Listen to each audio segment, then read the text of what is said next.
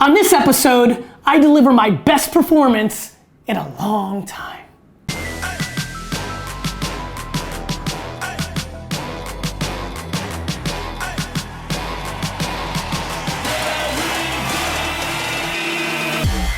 ask questions, and I answer them.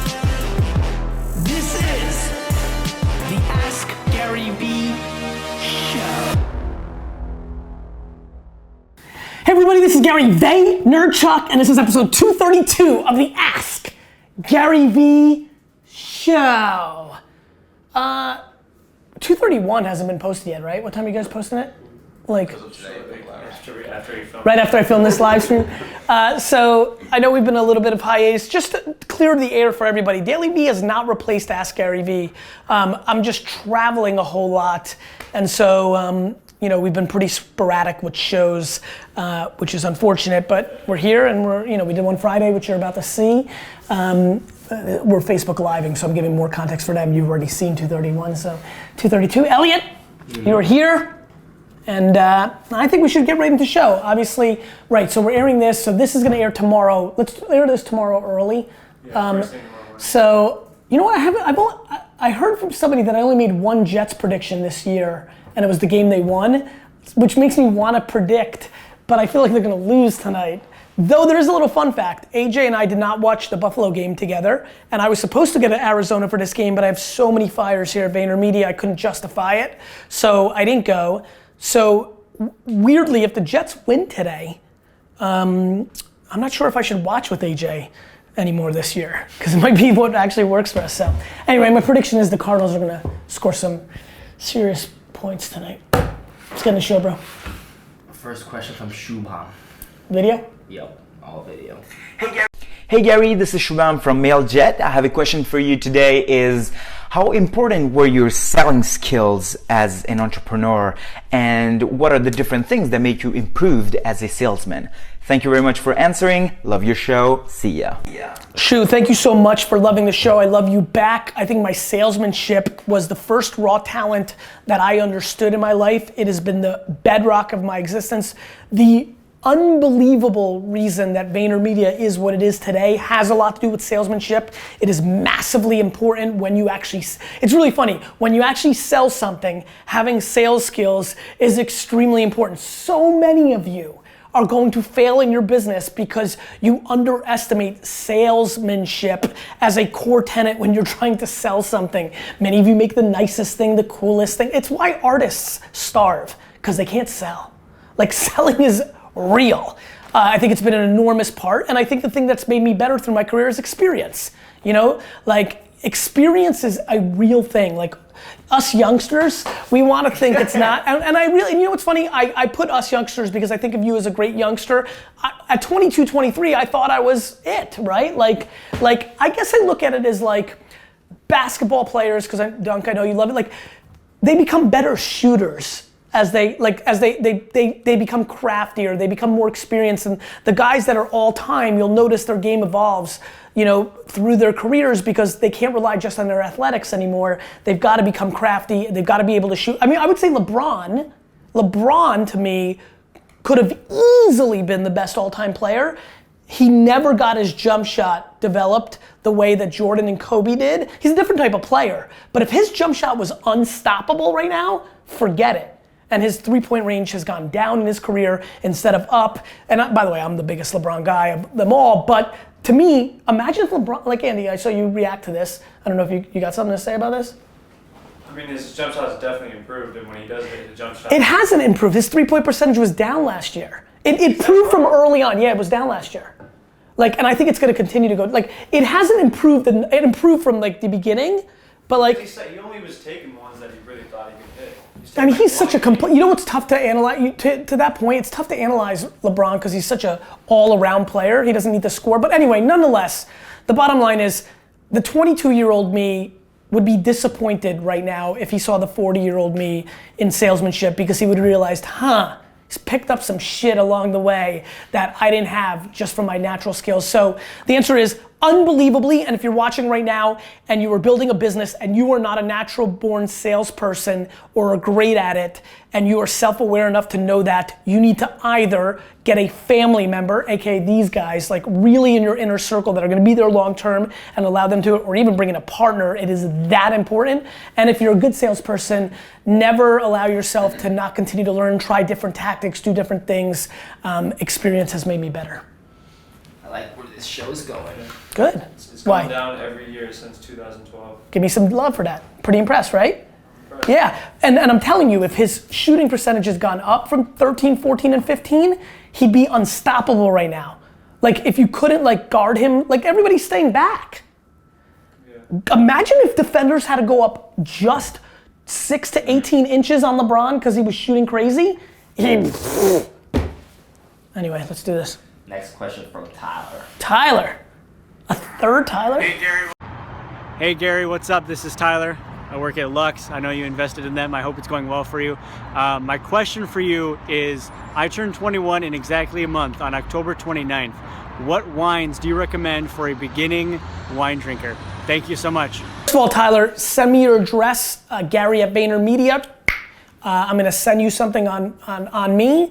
I'm a big fan of New Zealand Sauvignon Blancs, German Rieslings that have a hint of sweetness, mainly dry, but a hint of sweetness, and Beaujolais and Grenache based red wines that are a little bit more palpable, not as tannic, a little more fruit, a little lighter on the red wine side. So I will, as a matter of fact, you know what, guys, let's do this. This will be fun.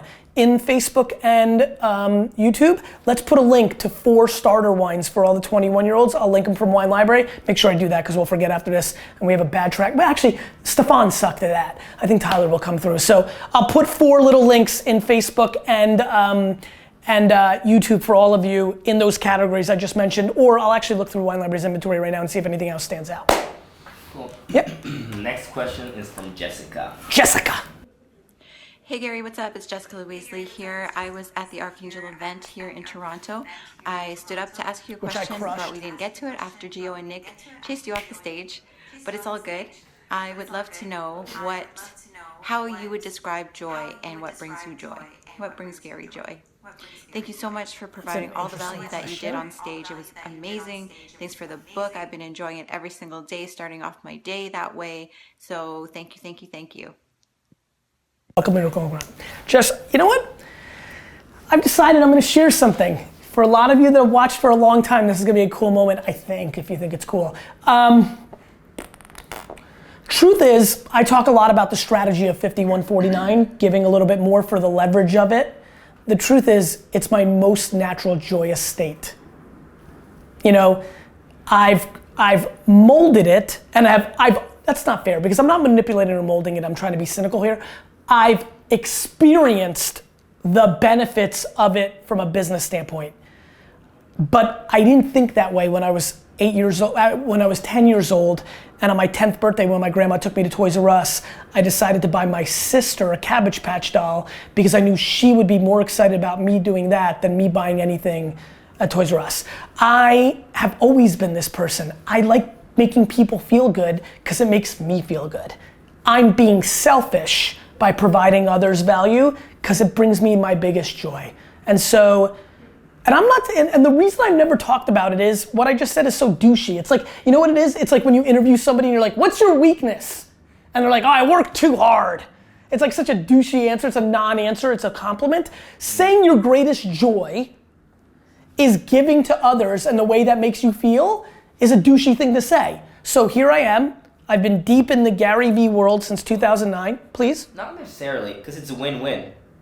It is a win-win, but it's like, the reason I've never really gone there, and I don't even know why this question made me feel like I've now went there, is, yeah, I mean, of course it's a win-win, but I'm always conscious of everybody watching. So for example, this weekend, I don't know if any of you guys saw, go on my Facebook feed if you didn't, if you're watching on YouTube, I posted a video of me garage selling this Saturday, and I showed some stuff, and it was a really fun day. But because I will, and we already talked about that this Saturday, get ready for it. But I don't show my kids, so I wasn't really able to film all of it. There were people who thought I staged it. Did you see this? There were people who said, oh yeah, right, you can't bullshit a bullshitter. I'm like, this fucking, I mean, if you can't bullshit this bullshitter, I'm gonna fucking, the cynicism is so wild. So wild. Like, do you really think with everything I've got going on in my life and the leverage and all the good stuff, that my new plan was, you know what, this Saturday I'm gonna trick people. I'm gonna go to some store and buy things and make, like, what is the matter with people? Then somebody else was like, what is this all leading to? A $10,000 how to make money on eBay course? I'm like, yeah, dick face, a $10,000 to make money on eBay course. No, fuck face. It's for me to spend some time with my kids and to show people that this is the world I came from as a kid. It's still tangible. There's a shitload of you that could actually really benefit from $300 a week more in money, learn something, including the thrill of the hunt and how to educate yourself to know the value of things, how to do copy and salesmanship in an eBay environment, which is the most ultimate competitive environment, and how to hustle. Because while all of you were sleeping Saturday morning, I was out going through fucking trash. That's what I was doing. So anyway, where was I going? To come out and say my great joy is to give other people joy because it makes me feel so fucking good is gonna be met with such obnoxious amounts of cynicism that I don't even wanna waste the time on it, but it's the answer to that question. That's the truth. And by the way, this is where luck comes in. I know a lot of you say I hate luck. Let me tell you what luck is. Luck is that you were built in a way where that is genuinely the way you feel, because then you actually do it, because you love it, and then enormously awesome shit happens to you. So how do you think I work so hard? Because I'm filled with gratitude that I was built that way, because that gift, that fucking gift, is the fucking thing. I'm loving this. Next question is from Ryan Blair. Well, you know, when you come off these big vacations, you've got fire. When you're coming out I'm excited. episode, By the way, I wanted to be put this. history By the way, let me get right to it. I wanted to get this Ryan question in. I don't really know Ryan, but a lot of my friends know Ryan. I know he's got this book out. I've seen some of his stuff. I think we had dinner once at but I'm excited to like give him this. First of all, I have no idea what he's gonna say, but I wanted him to do the question because I wanted, you know, what I'm hearing is this book is pretty good from a lot of people I trust. So I haven't had it yet. Read it or what have you. I would never read it because I don't read books, but I'm hearing nice things. I wanted to give Ryan some exposure, so I should disclose that. Yo, Gary, prepping for our conversation here today. As you know, I got my book coming out, Rock Bottom to Rockstar, and so I figured I'd ask you questions around this framework. What did you do to get through your personal rock bottom moments to become the rock star that you are? I'll stop right there. Who did you surround yourself, work with? Sorry. So let's start with what? Ryan, what? You know, my rock bottom moment happened super early. It was by being an immigrant and getting teased for not speaking English. You know, I don't talk a lot about drinking the pee out of the Pepsi can in Dover, New Jersey, which I never referenced because I lived there for a year before I moved to Edison. Maybe even subconsciously because of that. That was sucky, but that was 5. I mean, we all got picked on. I just think my whole childhood in some weird way, it was awesome, which is why everything's awesome. But man, I don't know if anybody could have disliked school more than me. I think we all hated school and homework, but I failed. And oh, by the way, Tyler, tonight when you get the Teenage Mutant Ninja Turtles things out of my car, tonight when you get the TMT out of my car, my report card's in there. It's time to take the pictures. Yeah. You know, I struggled. I was happy. I was a very happy kid, but I hated school. Like on a different planet. And I think all of you know me, like look what's happened in my life, like I really hated it. So my rock bottom moment was really my school career. Keep going. Who did I get help from or what's he gonna say? Who did you surround yourself, work with? Who was it? Was it your team? Go next. Was it advisors? So was it mentors? stop right there. Was it a good book? My mom and dad. That's who were. My mom was building my self-esteem about me. I'll never forget, I opened the door for a woman at McDonald's when I was like 9. My mom, Andy, you don't wanna hang? You got real work. I got it, real work, I'm excited. My mom, you know, made that out to be the greatest thing that a human had ever done. She accentuated, she blew up, she overemphasized great things, which made me a good person. And my dad, you know, instilled unbelievable hard work ethic. My mom did as well. Word is bond, you know, provided for our family, came here with 0. I look up to him so much for that struggle. So my what was the struggles early on in my childhood, my who was my parents who were showing me through their actions, not only their words, what to do. Who was it that you worked with to get through these tough times? Because I know nobody can do it alone. Why? Why did you do it? Did you do it because you loved somebody and you wanted to show them that you were better than that? I know you got a lot of grit. Stop it. My why back then was I had a chip on my shoulder. I was getting D's and F's. You'll see that soon with my report card content this week.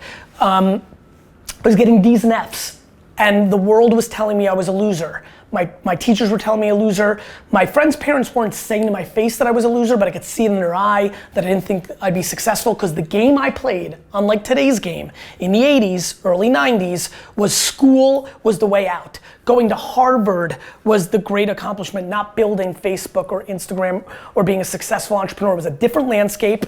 And so, the why was to fucking stick it to everybody. Like, I used to sit there as a 13, 14, 15, 16-year-old and look at my class and my teachers, and I'm like, I'm gonna show you. I'm gonna show all of you. You think I suck? I'm gonna be the biggest, best person on earth. Do you feel like your why has changed over the course of your career? Nope, because that, chip never goes away. It's why I'm willing to put in the work. It's why, and I wanna give. It's funny, we're getting to a theme, I wanna give. Saturday was a selfish thing, spend time with my kids on something I care about.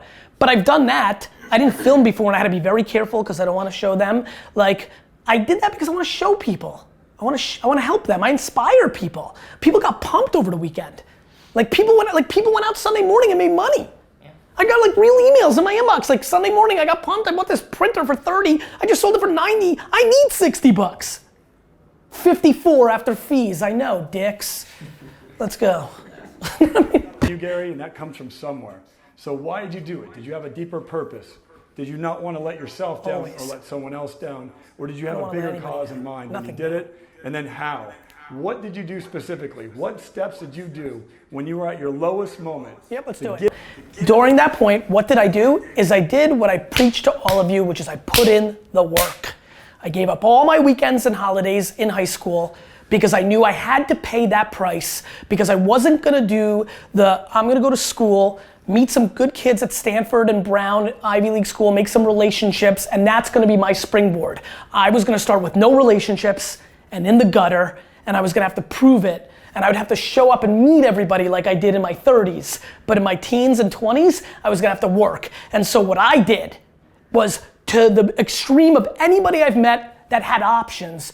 Some people lose their father, mother, welfare, but anybody who had some options, I punted every leisure activity in my life. Nothing. No weekends. No vacations. Zero. Nothing. Nothing. We're making jokes about the 7 days. I didn't take a single, and by the way, but it's my truth. I didn't take a single vacation day. Never. And I'm sure you worked on your side hustle. I just love you and I don't want to razz you. None. Zero. Zero. Zero. All my high school friends, gone, because I wasn't around. All my college friends, post-college, gone. I'd see them a little bit. I love those guys, but gone. Girlfriends, nothing. All in. So what did I do? I worked. I worked to such an extreme level that when I push you on work, I don't even ask you to do 50% of what I did, and I guarantee you'll fucking win. Last question from Blake. This could be a big time episode. It's a really good one. I'm fired up. I don't ever fire up my own self. Hey Gary and Gary's crew, good evening from Lincoln, Nebraska. I'm Blake Bolin, actually enjoying a Malbec currently. Pretty good one from Argentina. But I was thinking about a question for the Ask Garyvee show, specifically one pertaining to the Ask Garyvee book. Gary, in the book you talk about how you believe our brains and what they're capable of are vastly underestimated, and that science has yet to prove really what they're truly capable of. You also mentioned as an example that a few years ago you told your brain you didn't want to get sick anymore, and then you attributed the fact that you haven't gotten sick to when you told your brain that you didn't want to get sick anymore. Now, I recently stumbled upon the law of attraction. I'd heard of it before, but I really dug in depth in an audiobook. If you're familiar with it, and for those of you who aren't familiar with it, the law of attraction basically states whatever you focus on will manifest itself. So if you focus on the things you want to accomplish and you believe you can accomplish them, they will manifest themselves over time. Whereas if you focus on the things you don't want, those things will also manifest themselves. So the point is to focus on the things you do want. So Gary, I'm wondering about the relationship between your beliefs and the law of attraction, and if you could explain how we in Vaynernation can leverage those concepts to better live our lives, both personally and in our businesses. So Gary, really looking forward to your response here, and thank you so much for taking my question.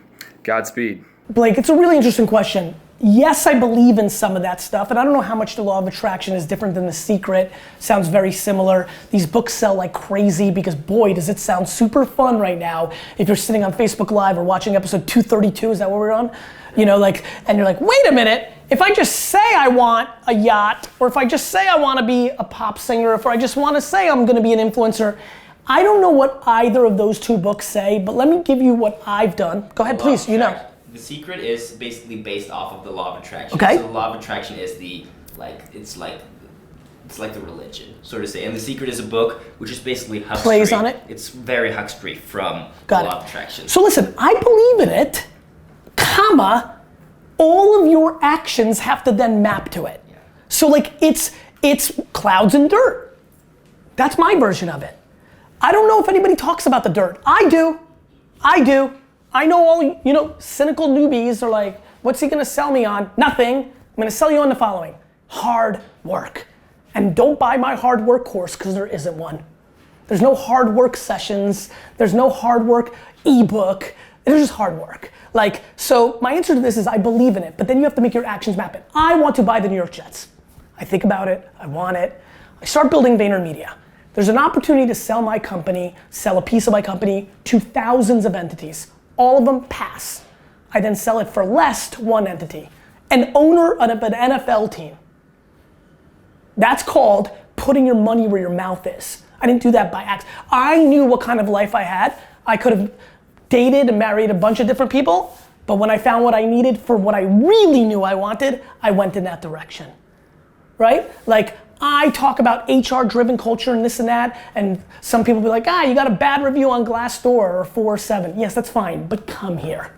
Watch what I do every day. You guys know my calendar. You see what I do. You know what's on the back end of this. Like, so my belief in the law of attraction is, Blake, believe in it, but then you have to execute against your belief. If you want to be an esports celebrity, shouldn't you spend every one of your minutes selling shit on eBay, buying a ticket, and then going to the esports con? Not like, I can't go to the esports con. Work.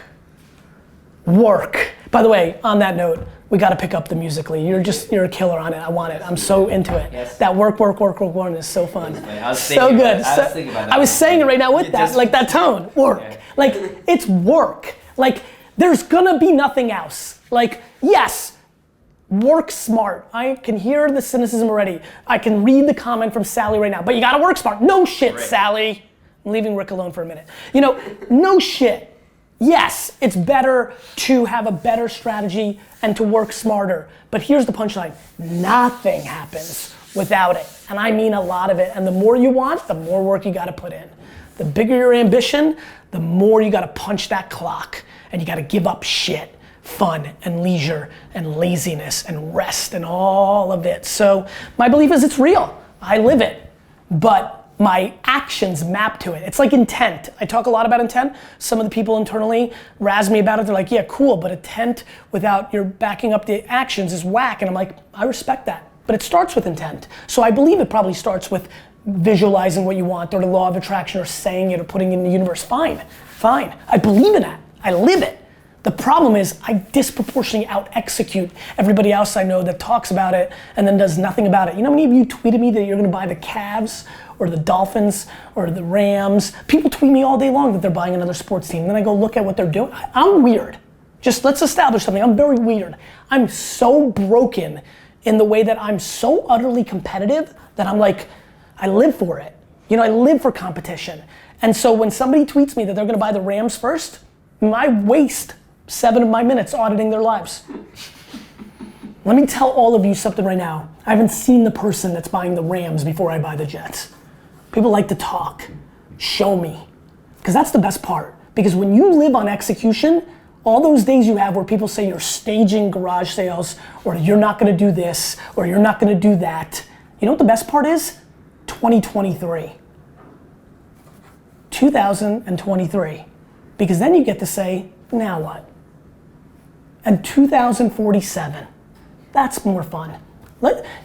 I'll let you guys all debate and pontificate, and I'm gonna do it too. We're all talking. I just wanna rewatch these videos and comments. Let's go read everybody's comments that I could never build VaynerMedia. Let's go read everybody's comments that Wine Library TV was a farce. Let's go read all those comments that I'm a flash in a pan. Let's read them all. Let's fucking read them. Question of the day. What gets you going? What motivates you? You keep asking questions. I'll keep answering them and executing on them for fucking ever.